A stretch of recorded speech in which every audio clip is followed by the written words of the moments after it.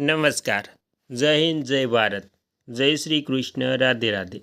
સ્વાગત છે તમારું આપણી યુટ્યુબ ચેનલ મિસ્ટર વિજય ઇન્ફન્ટ એજ્યુકેશનમાં. તો મિત્રો, ગુજરાત રાજ્યના પેન્શનરો માટે સૌથી મોટી ભેટ, નાણામંત્રીનો સૌથી મોટો નિર્ણય. તો હવે રાજ્યના તમામ પેન્શનરો માટે સૌથી મોટી ભેટ જાહેર થતાં તમામ પેન્શનરોમાં એક ખુશીનો માહોલ જોવા મળી રહ્યો છે. તો મિત્રો, હવે પેન્શનરોને પેન્શનમાં એટલે કે પેન્શનરોના પેન્શનમાં થશે સૌથી મોટો વધારો, નાણાં મંત્રાલયનો સૌથી મોટો નિર્ણય. તો રાજ્યના નિવૃત્ત કર્મચારીઓ અને પેન્શનરો માટે ગુજરાત સરકારે વર્ષ 2026માં સૌથી મોટી ભેટ આપતા મોંઘવારી ભથ્થામાં સીધો વધારો કરીને 60% સુધી પહોંચાડી દીધું છે. સાથે ઇન્ડિયન પોસ્ટ પેમેન્ટ બેંક સાથે મળીને ઘરે બેઠા ડિજિટલ હયાતી પ્રમાણપત્ર આપવાની આત્મઆધુનિક સુવિધાઓ પણ અમલમાં મૂકવામાં આવી છે. ગુજરાત સરકારના જે પેન્શનરો છે તેમના માટે મોટો નિર્ણય અને કલ્યાણકારી યોજનાઓ. ગુજરાત સરકાર દ્વારા પેન્શનરોની આર્થિક સુરક્ષા અને સુખાકારી માટે લેવાયેલા નિર્ણયો, તેમાં મોંઘવારી ભથ્થામાં ઐતિહાસિક વધારો. કેન્દ્ર સરકારની નીતિઓ અનુસરીને રાજ્ય સરકારે મોંઘવારી ભથ્થા ડી અને મોંઘવારી ડીઆરમાં વધારો કર્યો છે. એઆઈસીપીઆઈડબલ્યુના આંકડાઓને ધ્યાનમાં લઈને પેન્શનરોનું મોંઘવારી ભથ્થું 58%થી વધીને 60% કરવામાં આવ્યું છે. આ જાહેરાતથી રાજ્યના લાખો નિવૃત્ત કર્મચારીઓના માસિક પેન્શનમાં મોટો ઉછાળો આવ્યો છે અને મોંઘવારી સામે રક્ષણ મળ્યું છે. બીજું, ઘરે બેઠા હયાતીની ખરાઈ.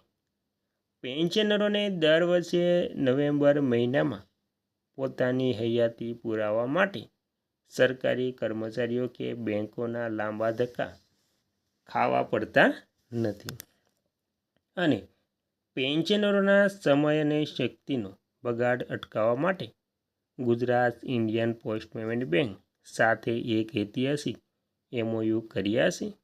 આ સુવિધા અંતર્ગત હવે પોસ્ટમેન પેન્શનરોના ઘરે આવીને બાયોમેટ્રિક મશીન દ્વારા ડિજિટલ જીવન પ્રમાણપત્ર મેળવી લેશે. આનાથી રાજ્યના 5 લાખથી વધુ પેન્શનરોને ખૂબ જ રાહત મળી છે. ત્રીજું, નિવૃત્તિ કર્મચારીઓ માટે ઓનલાઈન પોર્ટલ. ગુજરાત સરકારના નિયામક પેન્શન અને પ્રોવિડન્ટ ફંડ કચેરી દ્વારા પેન્શનરો માટે ખાસ ડિજિટલ પોર્ટલ કાર્યરત કરવામાં આવ્યું છે.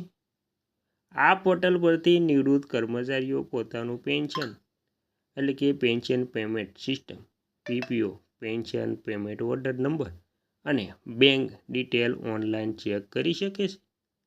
કોર્ટ મેટર કે પેન્શન રિવિઝન કેસની અપડેટ માહિતી પણ હવે ડિજિટલમાં ઉપલબ્ધ છે. વરિષ્ઠ નાગરિકો માટે સામાજિક પેન્શન યોજના. તો મિત્રો, સરકાર દ્વારા સરકારી કર્મચારીઓ ઉપરાંત રાજ્યના સામાન્ય અને આર્થિક રીતે નબળા સિનિયર સિટીઝનો માટે પણ વિશેષ પેન્શન યોજનાઓ ચલાવવામાં આવી રહી છે. નિરાધાર વૃદ્ધ પેન્શન યોજના અને અટલ પેન્શન યોજના જેવી યોજનાઓ અંતર્ગત પાત્રતા ધરાવતા વૃદ્ધોને દર મહિને નિયમિત આર્થિક સહાય સીધી બેંક ખાતામાં જમા કરવામાં આવે છે. ત્યારબાદ નવી પેન્શન સ્કીમ એનપીએસ અને જૂની પેન્શન સ્કીમ ઓપીએસ પર અપડેટ. રાજ્ય સરકાર દ્વારા વર્ષોથી માંગ કરાયેલી જૂની પેન્શન યોજના સંદર્ભમાં પણ કેટલાક હકારાત્મક પગલાં લેવામાં આવ્યા છે. પંચ 2005 પહેલાં કર્મચારીઓ માટે પણ સરકારે પ્રક્રિયા હાથ ધરીને લાભો સુનિશ્ચિત કર્યા છે. 8મો પગાર પંચ અને ભવિષ્યની અપેક્ષાઓ. કેન્દ્ર સ્તરે 8મા પગાર પંચની રચના થવાની સાથે જ તેના ભથ્થા અને પેન્શન માળખામાં ફેરફારો માટે રાજ્ય સરકારમાં ચર્ચાઓ ચાલી રહી છે. પેન્શન કોમ્યુટેશનની સમયમર્યાદા ઘટાડવા અને લઘુત્તમ પેન્શનમાં વધારો કરવા જેવી મહત્ત્વની ભલામણો પર સરકાર ધ્યાન આપી રહી છે. તો મિત્રો, આમ તમામ નિર્ણયો દર્શાવે છે કે નાણામંત્રી અને ગુજરાત રાજ્ય સરકારના પેન્શન કલ્યાણ વિભાગ અને સન્માન માટે સંપૂર્ણ કટિબદ્ધ છે. ડિજિટલાઇઝેશન અને તે મોંઘવારી ભથ્થા વધારાની નિવૃત્ત જીવન માટે આર્થિક રીતે સદ્ધર અને ચિંતામુક્ત બન્યું છે.